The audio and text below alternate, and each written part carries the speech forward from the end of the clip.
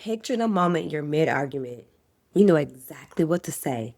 You said it 100 times in your head, in the shower, in the car, and then their voice shifts, just a fraction, and it's gone. Not you forgot the words. Gone. Like someone pulled the plug on the part of your brain that talks. Your jaw locks, your chest goes tight, your hands don't know what to do with themselves. And what comes out of your mouth instead is either nothing or something you didn't mean in a voice that doesn't even sound like yours. Here's the truth nobody told you. That is not a communication problem. That is not low emotional intelligence. And that is not you getting worked up. That's your prefrontal cortex, the part of your brain that holds language, logic, and long-term thinking going physically offline. And if you don't understand what's actually happening in your body in that moment, here's what it cost you. You say things you can't take back. You break agreements you meant to keep. You watch the same fight happen with your partner, your sibling, your business partner, your closest friend. Different faces, same collapse. And you start to believe something is wrong with your character. It's not your character. Today I'm going to show you the exact biological pipeline that shuts your intellect down mid-conflict, a process called cortical shunting. And I'm going to hand you a real-time protocol to bring your brain back online before the damage is done. Let's get into it. If you ever walked away from a conversation and thought, why didn't I just say the one thing I meant to say? You're in exactly the right room. This is relational nervous system science, and this is where we stop pretending that willpower fixes physiology. Before we go further, drop a comment below and tell me, does your brain go blank or does it go loud? Because those are two very different nervous system responses. And by the end of this video, you'll know exactly which one is yours. Let's talk about what's actually happening inside your skull because this isn't metaphor. This is measurable, mapped, replicated nervous system regulation science. Your prefrontal cortex, the part of you that plans, negotiates, chooses your words, holds nuance, is the most expensive real estate in your entire nervous system.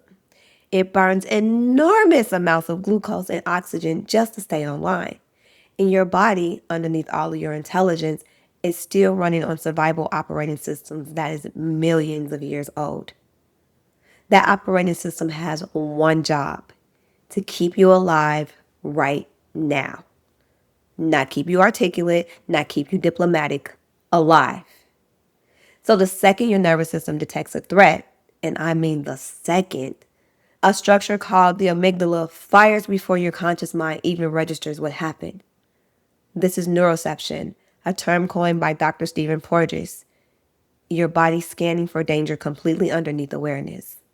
Neuroception doesn't wait for your permission. It doesn't check your calendar. It just decides. And here's the part that changes everything. Neuroception cannot tell the difference between a tiger and a shift tone. It cannot tell the difference between a fist and a 5-second pause on a text conversation. To your ancient brain, a change in your partner's voice, a friend going quiet, a boss cold email, these register as the same kind of category of threat as physical danger. The moment that threat is registered, your blood vessels constrict. Blood gets redirected away from your prefrontal cortex and into your large muscle groups and your brainstem. This is cortical shunting. Your body is preparing to fight, flee, or freeze, and is doing this by physically pulling the fuel supply from the part of your brain that talks, reasons, and negotiates. So when you lose your words mid-conflict, you didn't fail. Your hardware went dark. Trying to think your way to a calm, articulate response while shunted is like trying to run software on a computer that's been unplugged from the wall. The outlet isn't the problem. The power source is gone. I want you to notice something as you're watching this. Is your jaw tight right now? Are your shoulders up by your ears? That's not an accident. Your body is recognizing itself in what I'm describing. If that's happening, hit like right now. It helps find the next person who needs to hear their body isn't broken.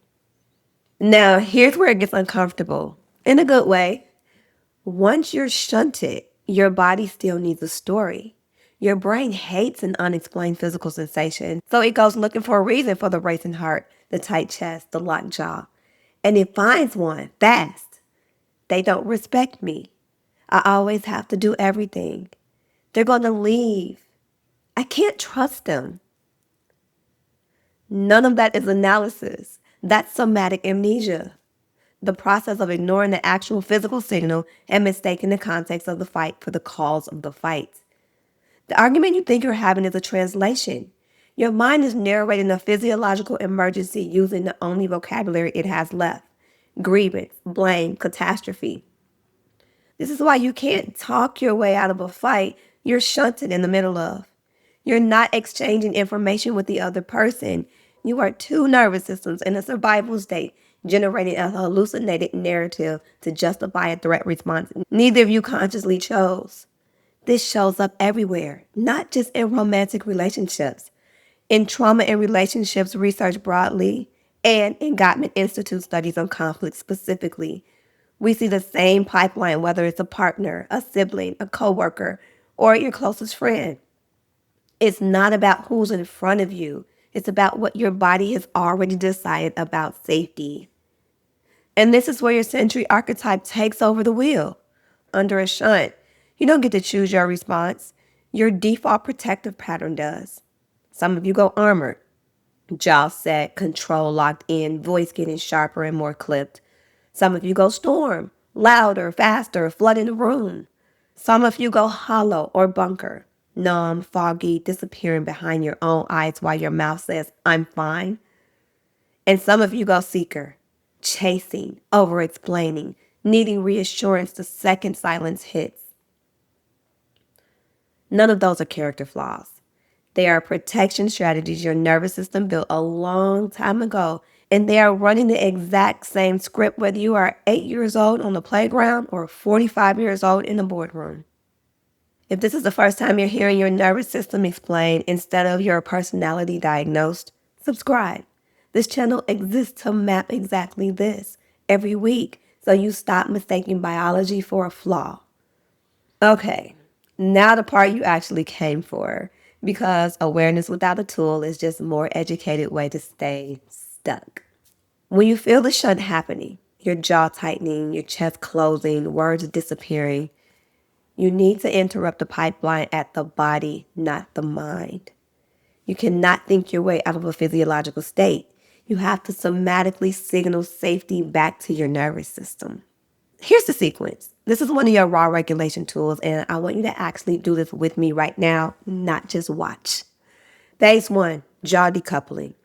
You're going to part your lips slightly. You're going to bring your fingers to your jawline, right along the masseter muscle, and that's the big muscle you feel clench when you grit your teeth. Apply firm pressure and trace it slowly. Now let your jaw drop open and stretch downward. I want you to hold that for a slow count of 20. You're going to do that 3 times. You're physically disrupting the trigeminal threat lock, the same reflex that clenches your jaw before a physical blow. Phase 2, the laryngeal hum. Close your lips and let a low, resonant hum come from the back of your throat. Not your mouth, from deep in your chest. Good, let it drop even lower. Feel that vibration in the back of your throat. That vibration is directly stimulating your vagus nerve, specifically the pharyngeal branch, which is one of the fastest ways to physically downshift a sympathetic threat state. All right, phase 3 is the physiological sigh. 2 sharp inhales through the nose, quick, quick, followed by 1 long audible sigh through the mouth for a slow count of 8. This resets your carbon dioxide threshold and directly reverses the shunt. That's it. That's the whole sequence. 90 seconds and you have physically signaled to your own nervous system that the threat has passed before you say a single word to the other person. Here's what I want you to take with you. You're not bad at conflict. You're not emotionally immature. You have a nervous system that learned somewhere along the way that certain tones, certain silences, certain kinds of distance meant danger. And it built a Sentry to protect you from that danger. That pattern has a name and it's specific to you. If you want to know exactly which Sentry archetype takes the wheel when your system shunts, Whether you go armored, storm, seeker, hollow, or bunker, the free relational nervous system quiz will map it for you in about 5 minutes. A link is in the description, and I'll drop it in the pinned comments too. Before you go, tell me in the comments which phase of that protocol you felt the most. That tells me something real about where you carry activation, and it helps me build the next video around what your bodies are actually asking for. Welcome to the regulation era, and I'll see you next time.